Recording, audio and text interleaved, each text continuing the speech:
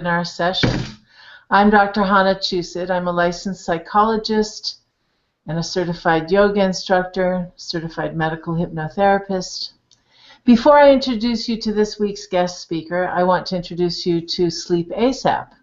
SleepASAP is a new global sleep management education platform established by an international team of specialists in different fields, including art therapy, music therapy, psychology, and neurology. We've gathered in order to promote awareness and discuss effective and affordable alternative solutions beyond medications for people with sleep issues. Whether you have sleep issues, you work in this field, or you're a student studying in this field, or just in general want to learn, this webinar is for you. Today we have the pleasure to host Professor Antonio Zadra. We will discuss with him how dreams relate to our well-being. And a little bit about Professor Zadra. He's the director of the university's Dream Research Laboratory in Montreal. I'm not sure which university, we'll find out.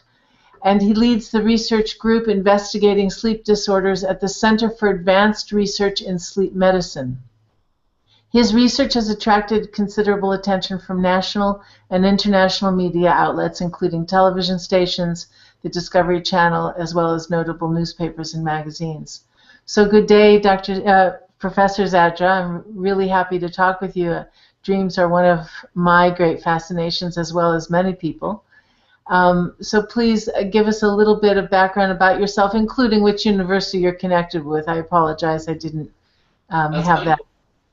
Well, first of all, thank you for having me. I'm always happy to talk about dreams, since there are so many misconceptions and myths surrounding them, and certainly a topic that is of interest to many. So I'm affiliated with the University of Montreal, which is the largest and oldest Francophone university in North America.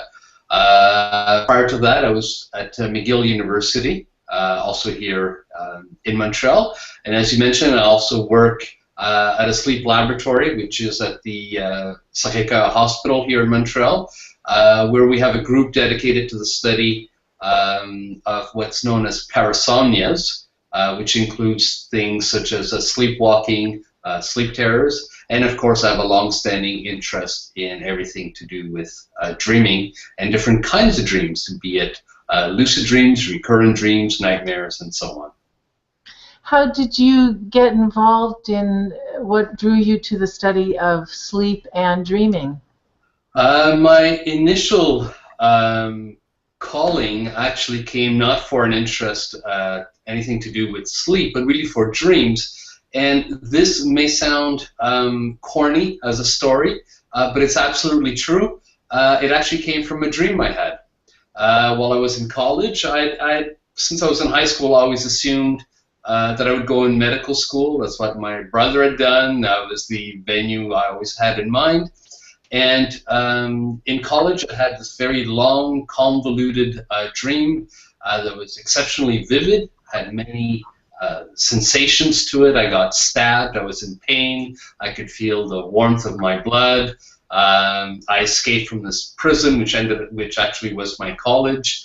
Anyways, it was a very long, poignant dream, and also one in which I became aware that I was dreaming. At one point, I cleared this very high fence that was about 3 or 4 meters high, with barbed wire on the top of it, and I landed on the other side, and I landed in a Can I just go turn that off? Sure, do what you need to do. While he's taking care of that, I'll mention that I've been tracking my dreams for almost 40 years. And initially, I trained myself in dream recall very young. I was like 19, 20. I was just saying while you were away, Professor Zadra, and I'd like you to continue, but then I'll say something about my own background with dreams. Okay. Yeah, so I ended up jumping over this high barbed wire fence, and I landed on the other side. And I was in a field of grass when I jumped and landed in some snow.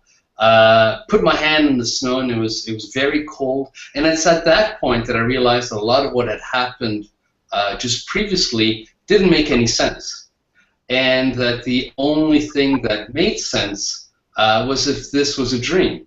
And I became perplexed by the idea that I was in my bed sleeping right now while all this was going on. At one point, I even tried yelling in the dream, knowing full well that I was probably not a single sound was coming out of me while I was fast asleep.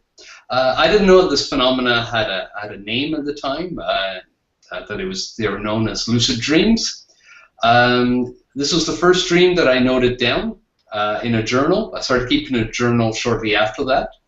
And at the same time, as I started looking up these kinds of dream-related phenomena, were the first studies coming out of Stanford by Stephen LaBerge showing that it was possible to study lucid dreaming in a laboratory through some basic psychophysiological setups, that people could signal when they were lucid in their dreams by means of intentional eye movements that could be recorded by an oscillogram in the sleep lab.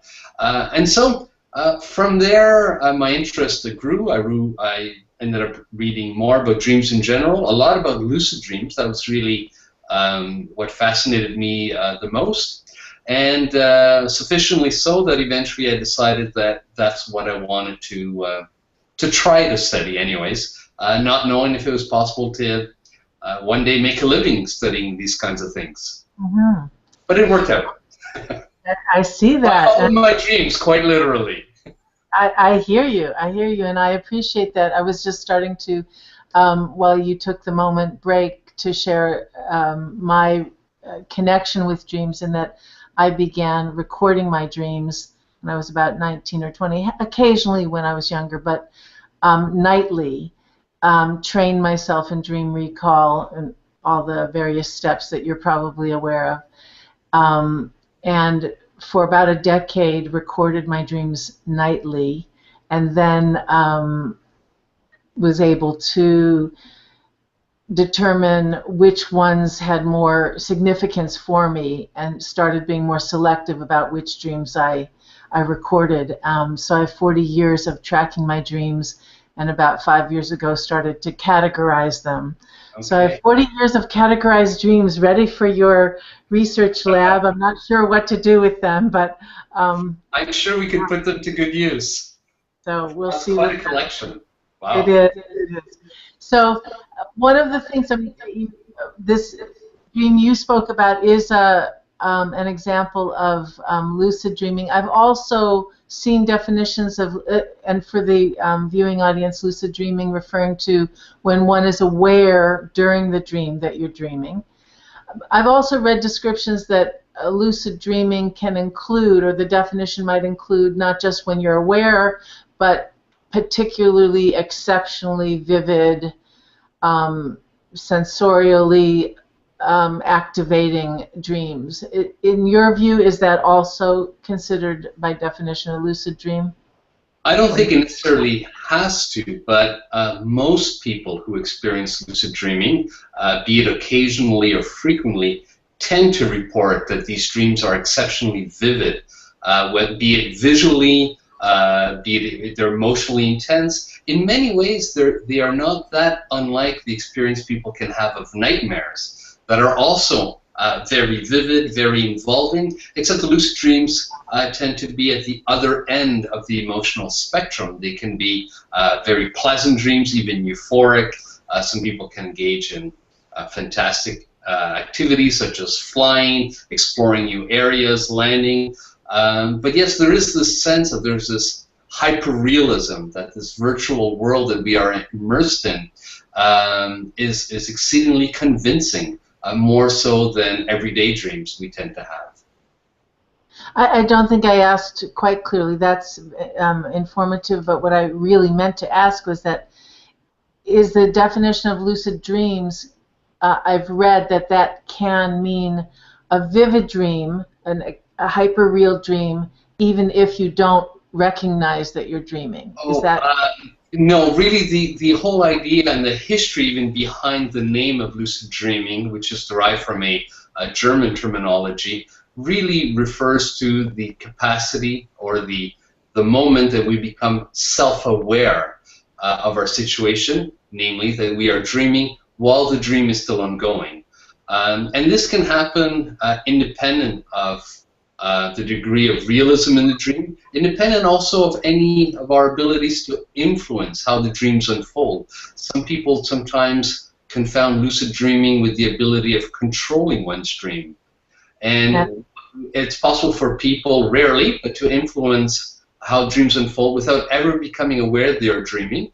And there's people who are fully lucid in their dreams. They know that at this time they are in bed, they are sleeping, but who are not able to influence how the dream unfolds. So the dream construction process, they still enjoy it, they go with it, or they don't have no inclination to do so.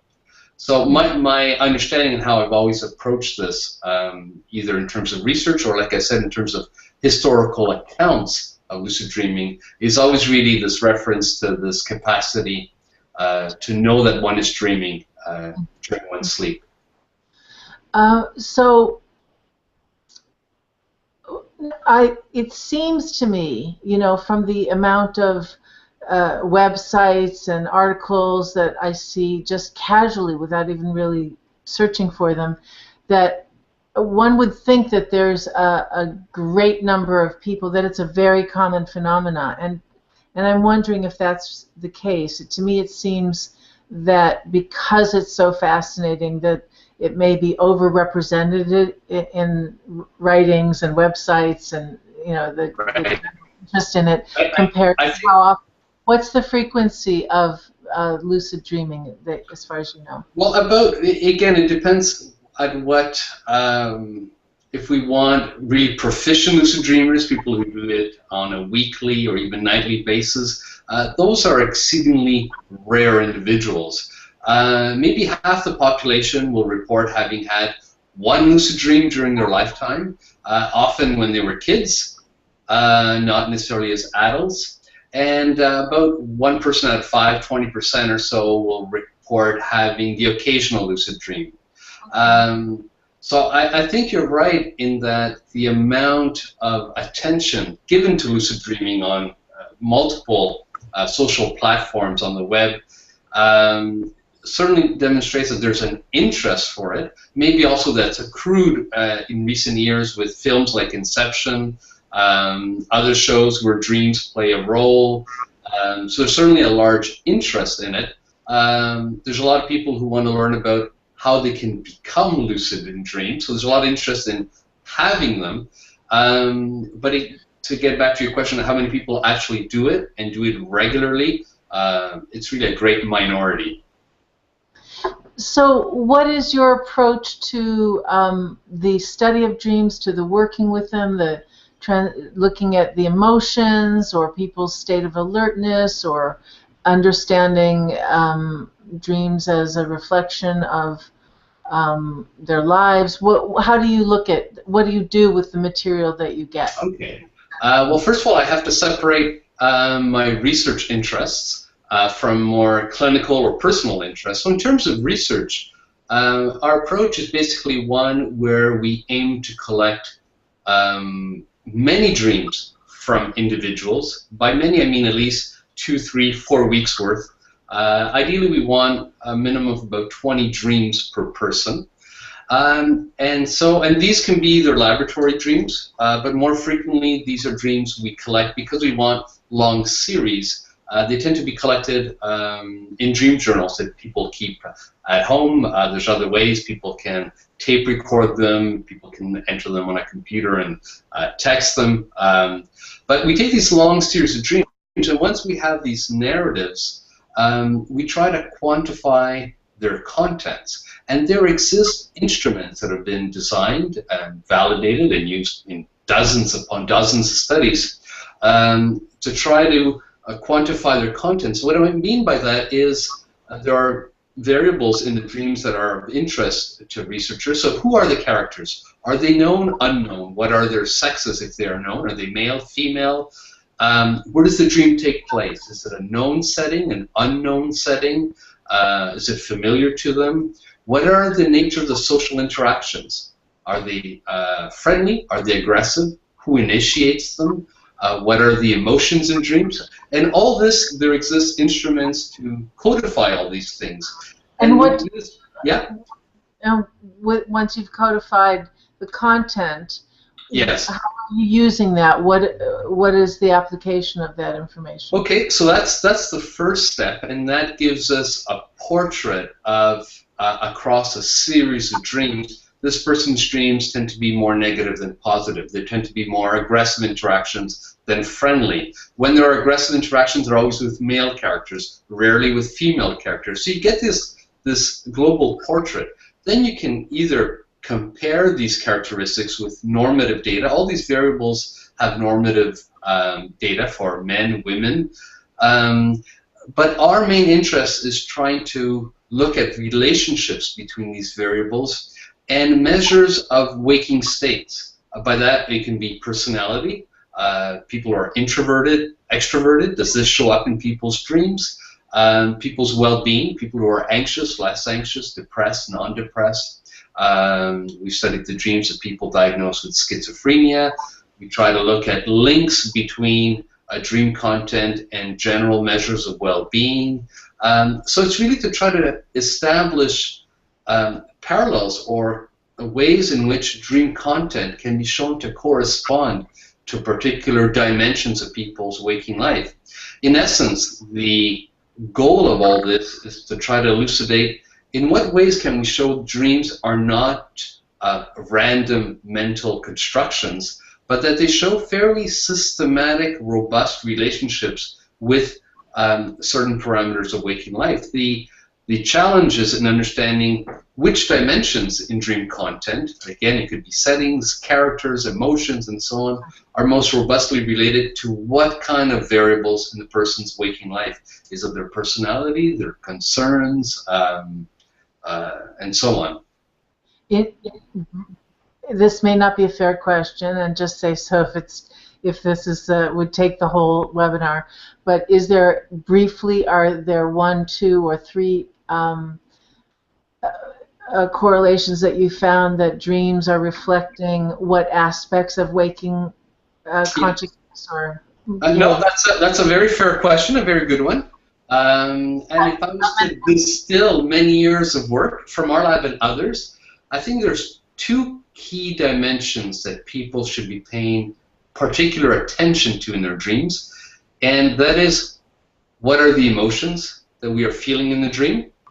And the second is, what is the nature of our social interactions? That is, how are we interacting with the other characters in our dreams? And who are they?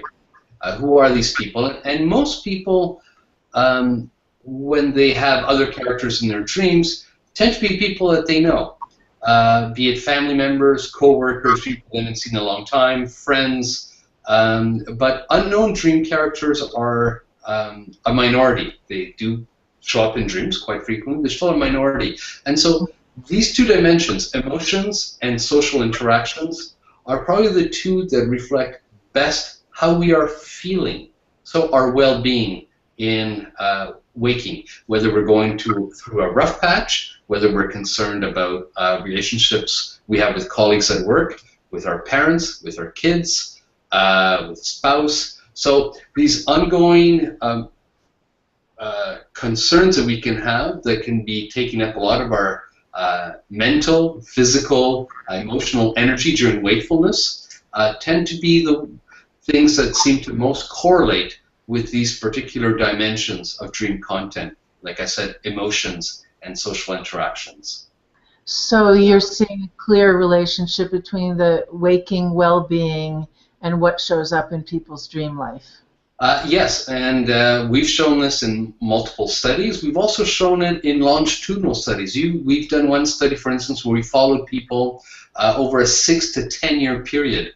And at both periods, we collected their dreams, we collected several measures of psychological well-being, and these patterns were true not only at the individual points in times, but across time. By that, what I mean is the people who had lower levels of well-being and whose levels over 6 to 10 years increased for whatever reasons, we saw a positive changes in their dream content over that period of time. And the inverse is true.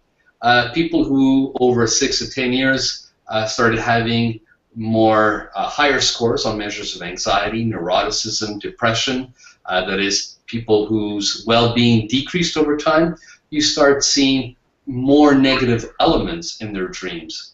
No, so there the evidence, I would say, is quite fairly robust, to me reasonably compelling as far as these kinds of variables go.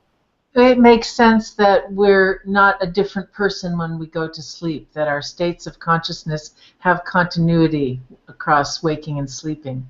Absolutely. And I think also that people tend to misunderstand at least partly the nature of dreams, because many people say, oh, dreams, they're bizarre, they're fantastical, and so on.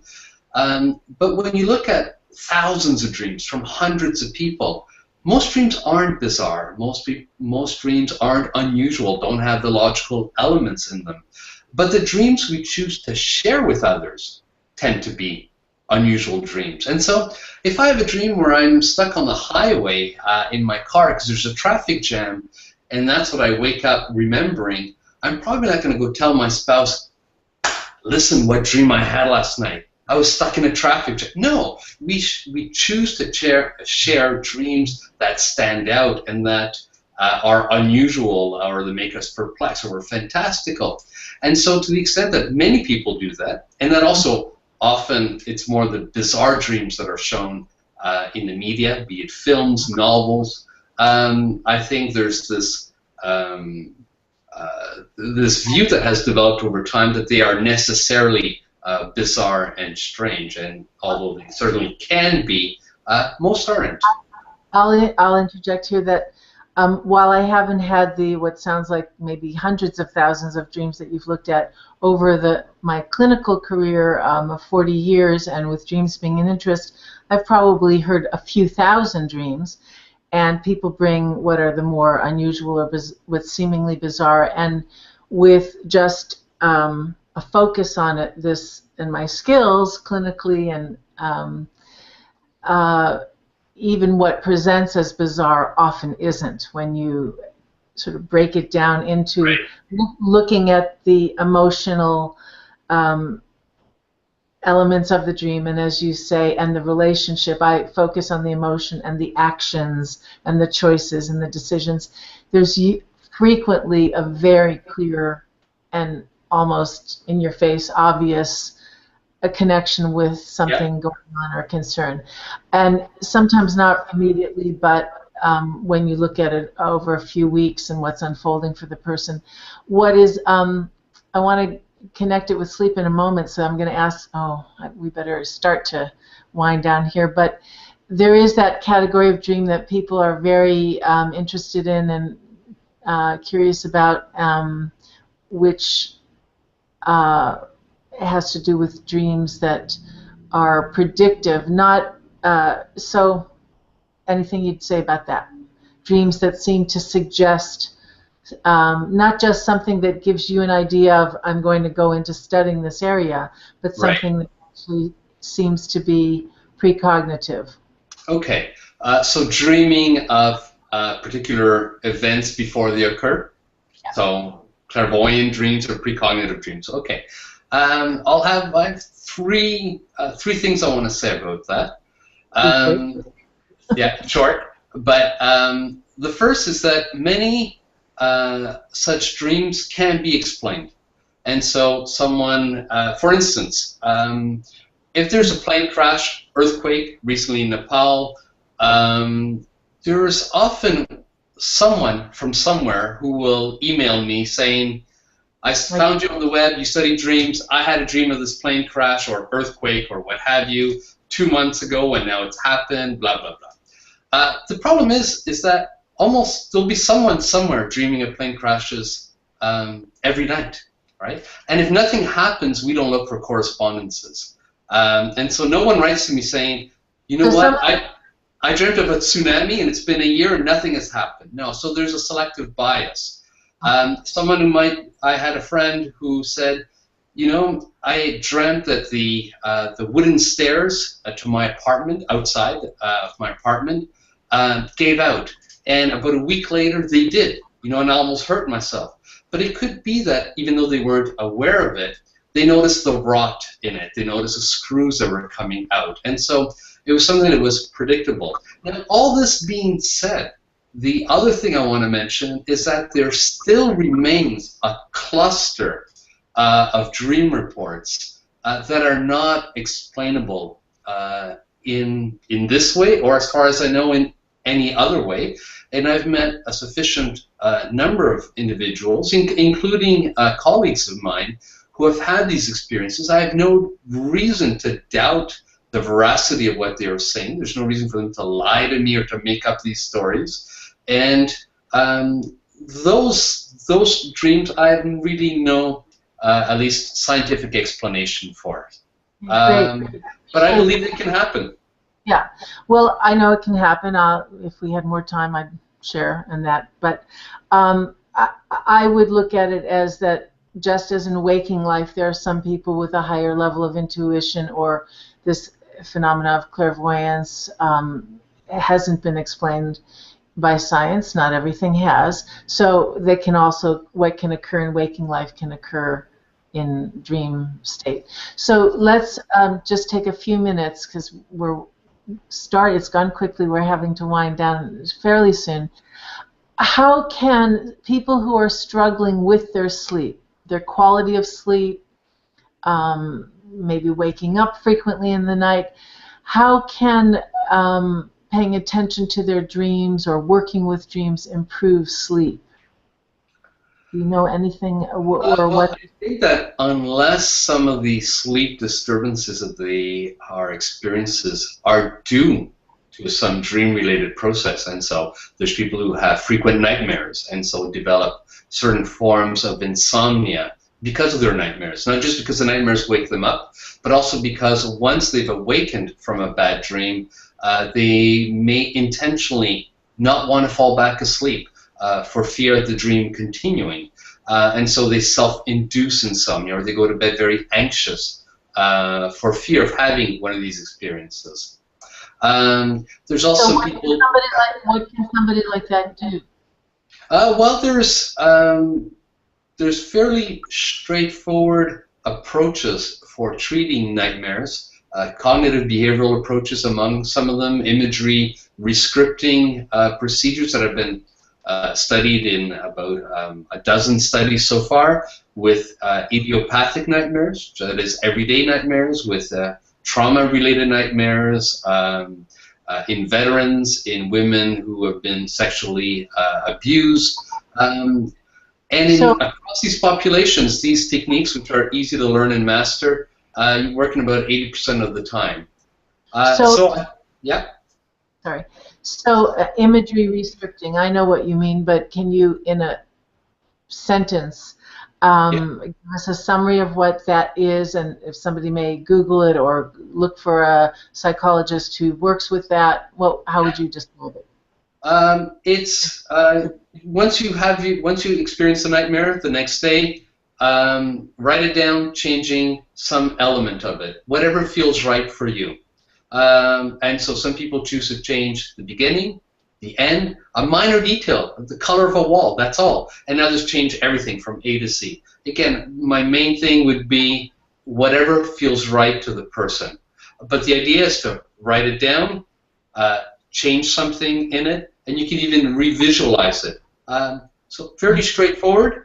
You still don't know exactly what are the ingredients that makes this work, but there's ample evidence showing that it can be a very effective technique. Well, at a very simple level, as with many therapeutic interventions, by writing it down and changing an element of it, you've described changing a very simple element. I usually go right for the heart of it and have people change the more disturbing parts of it, or have a face-to-face confrontation with the frightening parts of it. in the rewriting or in the retelling or in the reimagining it. One thing that does is, since you're in your waking state, you have mastery over it. So at least you're in control rather than feeling at the effect of. So that's one possible explanation. So I appreciate that. And for many people, the idea even of changing something, even in a written format of their nightmare, is something very new to them, because nightmares are something that people experience over which they have very little control. And so when they go to bed, they can be apprehensive because they don't know if they're going to have a nightmare or not that night. And so the idea that, no, you can do something proactively to try to alter the course of these things is often a new and compellingly strong psychological idea for them. Now, you originally asked about sleep quality. Yeah, there are so many, literally hundreds of sleep disorders that have really nothing to do with dreaming. And so people can be tired for a host of reasons, or not sleeping well for many reasons. But some can be related to dreams and addressed. So because of your specialty with dream research, we're focusing on the aspect of dreams and sleep, although I'm sure you've got other wisdom to impart to us, and maybe we'll have other conversations.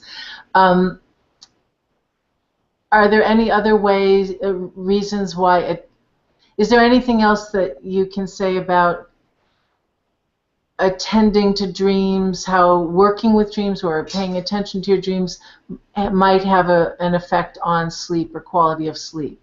Here's something specific. Yeah. Lots of people say, and I found this, we've got two extremes. People say, well, I have bad dreams and disturbing dreams, and that affects my sleep.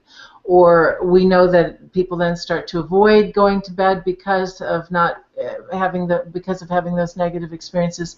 And then there's another, the other end of the spectrum. People say, I never dream, and I don't have dreams. I don't remember them, but I'm sure that I don't have them. So what's your perspective on that, and as it might relate to sleep? Well, there's almost no relation between the extent of dream recall people have. Everyone dreams every night. The difference is some people remember them. Some people remember them a lot. Some people don't. But the ones who don't, if you bring them into a lab and wake them up appropriately during certain periods of their sleep and REM sleep, about 85% of these people who never remember their dreams will. So dreams are easily forgotten, even if people have good recall. Unless you write it down, whatever, it's a very fragile memory that even vivid dreams that we might recall when we wake up quickly disappear. It's hard to keep a hold of it. And by even that evening, if we haven't written it down or told it to someone, we might just remember the bare bones of it or the core of it. So that being said, there's some people who remember a lot of their dreams and who report that their sleep is fine, and there's people who say that they never remember their dreams, who report significant degrees of daytime somnolence, who have other kinds of sleep problems. Now, the only thing is, some people who have, for whatever reasons, sleep disorders or conditions that tend to wake them up frequently during the night, can be more likely to remember their dreams, only because their sleep is being regularly interrupted. And so dreams that we may have otherwise forgotten, because we wake up and our waking brains become activated in that mode, that memory can be transferred to wakefulness, and they might remember their dreams. And some might even erroneously start thinking that the dreams are causing their multiple periods of wakefulness, but it can be the other way around. And that's probably where also some of the myths come about, well, you shouldn't eat spicy food before going to bed because they'll give you bad dreams, or people say, oh, having all-dressed pizza late at night or cheese. What probably happens is that when you ingest, some people ingest those foods and they're not used to it, they might have indigestion, wakes them up during the night, and if it happens to be during a period during which they were having a dream, they will remember a dream, which usually they won't. But then they attribute the dream to the cheese or what have you, whereas the cheese really caused them indigestion or wakefulness during their sleep, and that could also get integrated into their dream, by the way, our bodily sensations. Mm-hmm. So I have another whole series of questions. I don't know really that we can go too deeply into it, but I'm also interested in that the connection, we were talking about nighttime dreams, and if your research includes looking at the connection between nighttime dreams, daytime dreams, or daytime altered states, such as you might find in a deep relaxation trainings, deep hypnotherapy, or a practice called yoga nidra, which is a kind of waking lucid dream. Sure, you would know of it.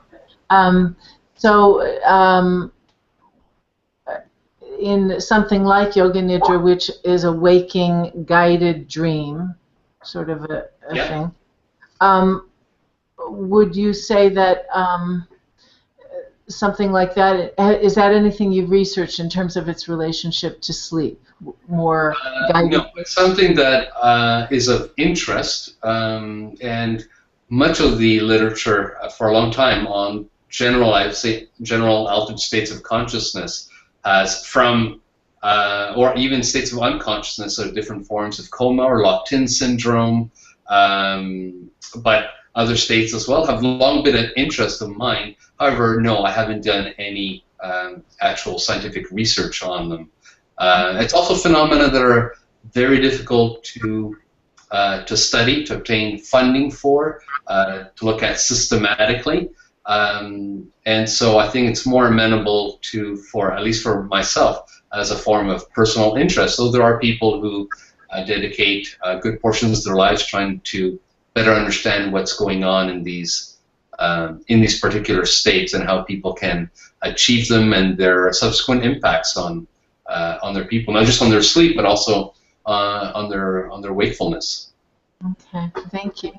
So another entire separate conversation, just to put a bookmark on it. We will not have the time to discuss it. We'll some other time we'll have a conversation on the ancient approach to dreams, connect with the relationship with dreams and what we might call the indigenous cultures, the shamanic traditions, and the relationship to dreams as maybe more real than our current waking reality. But for today, we need to wind down, and I really appreciate your sharing with us your research, which is fascinating, and my takeaway is that you found a very clear connection between people's waking states of mind, emotionally, cognitive and emotional state and their waking state, and that so addressing your emotional state in your waking life in itself will improve the flavor, the tone, the emotional state of your dreams often. And conversely, paying attention to these dreams can help us better understand the turmoil or difficulties that we're going through. The solutions might not be there, but they can certainly be helpful in their own way. That's a very important point, so thank you. Thank you so much for being with us today and sharing your work. Thank you for having me. It's been really interesting, and hopefully we'll continue the conversation in other ways and maybe other webinars. So thank you very much, Dr. Zadra. You're welcome. And I want to wish all of you who are joining us today, please follow us on Twitter, on Facebook, on Google+, and you can subscribe to our YouTube channel. We'll post Professor Zadra's contact information at the research lab so that you can follow his work if you're interested, and wish all of you a good night and sweet dreams. Thank you. Thank you.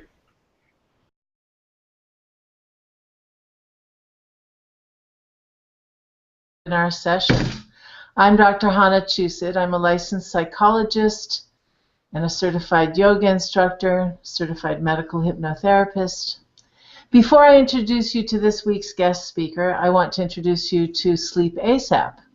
SleepASAP is a new global sleep management education platform established by an international team of specialists in different fields, including art therapy, music therapy, psychology, and neurology. We've gathered in order to promote awareness and discuss effective and affordable alternative solutions beyond medications for people with sleep issues. Whether you have sleep issues for an interest, anything to do with sleep, but really for dreams. And this may sound corny as a story, but it's absolutely true. It actually came from a dream I had. While I was in college, since I was in high school, I always assumed that I would go in medical school. That's what my brother had done. That was the venue I always had in mind. And in college, I had this very long, convoluted dream that was exceptionally vivid, had many sensations to it. I got stabbed, I was in pain, I could feel the warmth of my blood. I escaped from this prison, which actually was my college. Anyways, it was a very long Discovery Channel, as well as notable newspapers and magazines. So good day, Professor Zadra. I'm really happy to talk with you. Dreams are one of my great fascinations, as well as many people. So please give us a little bit of background about yourself, including which university you're connected with. I apologize, I didn't have that. Well, first of all, thank you for having me. I'm always happy to talk about dreams, since there are so many misconceptions and myths surrounding them, and certainly a topic that is of interest to many. So I'm affiliated with the University of Montreal, which is the largest and oldest Francophone university in North America. You work in this field, or you're a student studying in this field, or just in general want to learn, this webinar is for you. Today we have the pleasure to host Professor Antonio Zadra. We will discuss with him how dreams relate to our well-being. And a little bit about Professor Zadra. He's the director of the university's Dream Research Laboratory in Montreal. I'm not sure which university, we'll find out. And he leads the research group investigating sleep disorders at the Center for Advanced Research in Sleep Medicine. His research has attracted considerable attention from national and international media outlets, including television stations. Prior to that, I was at McGill University, also here in Montreal. And as you mentioned, I also work at a sleep laboratory, which is at the Sacré-Cœur Hospital here in Montreal, where we have a group dedicated to the study of what's known as parasomnias, which includes things such as sleepwalking, sleep terrors, and of course I have a long-standing interest in everything to do with dreaming and different kinds of dreams, be it lucid dreams, recurrent dreams, nightmares, and so on. How did you get involved in what drew you to the study of sleep and dreaming? My initial calling actually came not